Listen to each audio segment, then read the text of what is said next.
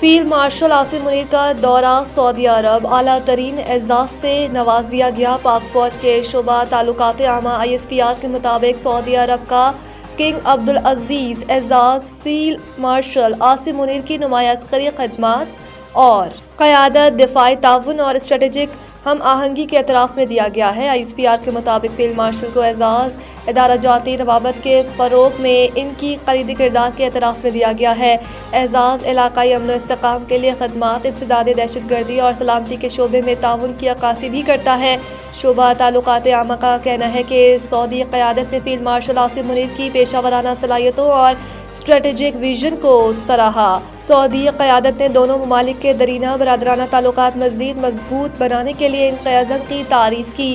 Field marshal Asim Munir نے اعزاز دیے جانے پر خادم حرمین شریفین اور سعودی قیادت کا شکریہ ادا کیا اور اسے دونوں ممالک کے درمیان مضبوط اور پائیدار تعلقات کی علامت قرار دیا۔ ISPR کے مطابق فیلڈ مارشل عاصم منیر نے مملکت سعودی عرب کی سلامتی، استحکام اور خوشحالی کے لیے پاکستان کے غیر متزلزل عزم کا اعادہ کیا۔ پاک فوج کے شعبہ تعلقات عامہ کا کہنا ہے کہ اعزاز دونوں ممالک کے گہرے تعلقات اور دونوں ممالک کے مشترکہ عزم کی واضح عکاسی کرتا ہے۔ عدالتی سپریمیسی ختم کر دی گئی، بس چلتا تو آئین بھی معطل کر دیتے۔ Chief justice Lahore high court کے سخت ریمارکس۔ لاہور ہائی کورٹ میں پنجاب پراپرٹی آنرشپ آرڈیننس کے خلاف دائر درخواستوں پر سماعت ہوئی۔ Chief justice Lahore high court justice Aliya Neelam نے آبدہ پروین سمیت دیگر کی درخواستوں پر سماعت کی۔ عدالت نے پنجاب پراپرٹی آنرشپ آرڈیننس پر عمل درآمد روک دیا۔ عدالت نے تمام درخواستوں پر اعتراضات دور کر کے فل بینچ بنانے کی سفارش کر دی۔ عدالت نے پراپرٹی آنرشپ آرڈیننس کے تحت دیے گئے قبضوں کو واپس کر دیا۔ عدالتی حکم پر چیف سیکرٹری پنجاب عدالت کے روبرو پیش ہوئے۔ چیف جسٹس عالیہ نیلم نے ریمارکس دیے کہ حکومت کو بتائیں کہ یہ قانون رہ گیا تو جاتی عمرہ بھی آدھے گھنٹے میں نکل جائے گا۔ عدالت نے سرکاری وکیل سے استفسار کیا کہ آپ بتائیں ایڈوکیٹ جنرل آئے کیوں نہیں ہیں۔ سرکاری وکیل نے جواب دیا کہ ایڈوکیٹ جنرل پنجاب بیمار ہیں، اس لیے نہیں آئے۔ چیف جسٹس عالیہ نیلم نے ریمارکس دیے کہ میں بھی بیمار ہوں، مجھے بیڈ ریسٹ کا کہا گیا مگر یہاں بیٹھی۔ چیف جسٹس عالیہ نیلم نے ریمارکس دیے کہ آپ نے civil set up civil rights کو ختم کر دیا، آپ نے عدالتی سپریمیسی کو ختم کر دیا۔ آپ کا بس چلتا تو آئین کو بھی معطل کر دیتے۔ اگر DC آپ کے گھر کا قبضہ کسی اور کو دے دے تو آپ کے پاس اپیل کا کوئی حق نہیں ہوگا۔ صدر آصف زرداری کی عراقی دارالحکومت بغداد میں زیارت مقدسہ پر حاضری۔ صدر مملکت نے بغداد میں حضرت شیخ عبدالقادر جیلانی رحمۃ اللہ علیہ کے مزار پہ حاضری دی، جہاں انہوں نے فاتح خوانی بھی کی اور دعا بھی مانگی۔ بعد ازاں صدر آصف علی زرداری نے قاسمیہ مقدسہ میں امام موسیٰ القاظم رحمۃ اللہ علیہ اور امام محمد التقی الجواد رحمۃ اللہ علیہ کے روزوں پر حاضری بھی دی۔ روزہ قاسمیہ میں صدر مملکت نے امت مسلمہ کا اتحاد، عالمی امن اور اسلامی ممالک کی خوشحالی کے لیے دعا کی۔ اس موقع پر انہوں نے زائرین کے خطاب میں اپنے تاثرات بھی قلم بند کی اور ائمہ اہل بیت علیہ السلام کی تعلیمات کو علم، صبر، حکمت اور اعلیٰ اخلاقی اقتدار کی دائمی سرچشمہ قرار دیا۔ صدر آصف علی زرداری نے بغداد میں امام اعظم ابو حنیفہ رحمۃ اللہ علیہ کے مزار پر بھی حاضری دی اور فاتح خوانی کی۔ انہوں نے اسلامی فقہ، علم اور رواداری کے فروغ میں امام ابو حنیفہ رحمۃ اللہ علیہ کی خدمات کو خراج تحسین پیش کیا۔ اپنے دورے کے دوران صدر مملکت نے مختلف مزارات کے منتظمین اور مبلغین سے ملاقاتیں بھی کی اور زیارت مقدسہ کے انتظامات پر اطمینان کا اظہار کیا۔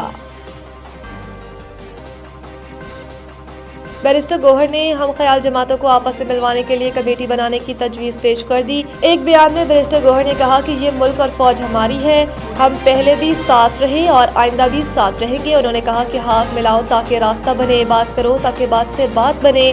ملکی حالات تقاضا کر رہے ہیں کہ جامع مذاکرات کیے جائیں۔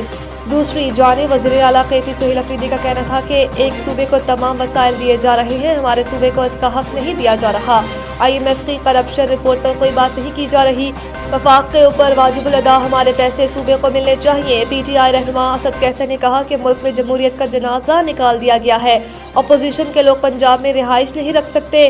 شاہد خاقان عباسی نے کہا کہ آئین پر عمل کیے بغیر ملک آگے نہیں جا سکتا، معاشی استحکام کے بغیر گروتھ نہیں ہوگی، ہمیں آئین کی بحالی کے لیے جدوجہد کرنی چاہیے۔ بالا علاقوں میں بارش اور برف باری سے موسم شدید سرد، رابطہ سڑکیں بند۔ پشاور شہر اور گردنواں میں بارش سے موسم سرد ہو گیا، جبکہ درجہ حرارت 11 سینٹی گریڈ تک پہنچ گیا۔ محکمہ موسمیات کے مطابق آئندہ 24 گھنٹے کے دوران پتلا ابر آلود رہنے کا امکان ہے۔ دیر لوور اور دیر اپر کے شہری علاقوں میں بارش اور پہاڑوں پر برف باری کا سلسلہ وقفے سے جاری ہے۔ وادی قمراد، جہاز بانڈہ، باڑگوائی، لواری ٹنل، کلپانی، شاہی، پنشاہی اور اشرائی درہ میں 1 فٹ برف پڑ چکی ہے۔ بارش اور برف باری سے سردی کی شدت بڑھ گئی۔ برف باری سے لطف اندوز ہونے کے لیے سیاحوں نے سیاحتی علاقوں کا رخ کرنا شروع کر دیا۔ ایبٹ آباد شہر اور گردنواں میں ہلکی بارش سے موسم شدید سرد ہو گیا، جبکہ نتھیا گلی، ایوبیہ اور ڈونگا گلی میں دوسرے روز بھی موسلادھار بارش جاری ہے۔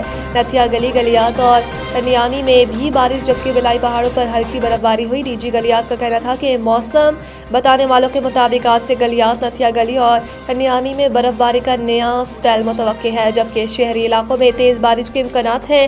ڈی جی گلیات نے ہدایت کی ہے کہ پہاڑی علاقوں میں غیر ضروری سفر سے گریز کیا جائے۔ محسن نقوی کا بڑا اعلان، پاکستانی کرکٹ کے نوجوان ہیروز کو فیکس 50 لاکھ روپے انعام۔ چیئرمین پاکستان کرکٹ بورڈ پی سی بی محسن نقوی نے انڈر 19 ایشیا کپ 2023 کے فائنل میں روایتی حریف بھارت کو دھول چٹانے والی پاکستان انڈر 19 کی فاتح ٹیم کے ہر کھلاڑی کو 50 لاکھ روپے انعام دینے کا اعلان کیا۔ 2025 کے فائنل میں روایتی حریف بھارت کو دھول چٹانے والی پاکستان انڈر 19 کی فاتح ٹیم کے ہر کھلاڑی کو 50 لاکھ روپے انعام دینے کا اعلان کیا۔ پی سی بی کے چیئرمین نے فائنل میں روایتی حریف بھارت کو شکست دینے کے بعد فاتح کھلاڑیوں سے ملاقات بھی کی اور ان کی شاندار کارکردگی کو سراہا۔ محسن نقوی نے کہا کہ یہ کامیابی ٹیم کی بہترین حکمت عملی اور ایک غیر معمولی ٹیم ورک کا نتیجہ ہے۔ انہوں نے کہا کہ سمیر منہاس کی بیٹنگ خاص طور پہ قابل تعریف رہی۔ بیٹنگ، بالنگ اور فیلڈنگ میں کھلاڑیوں کی عمدہ کارکردگی نے ہمیں فتح دلائی۔ چیئرمین پی سی بی نے مزید کہا کہ یہ فتح شائقین کرکٹ کے لیے خوشی اور فخر کا لمحہ ہے۔ پی سی بی کی رائزنگ سٹارز پروگرام میں کی جانے والی سرمایہ کاری کا نتیجہ آج شاندار جیت کی صورت میں سامنے آیا، جو قابل تحسین ہے۔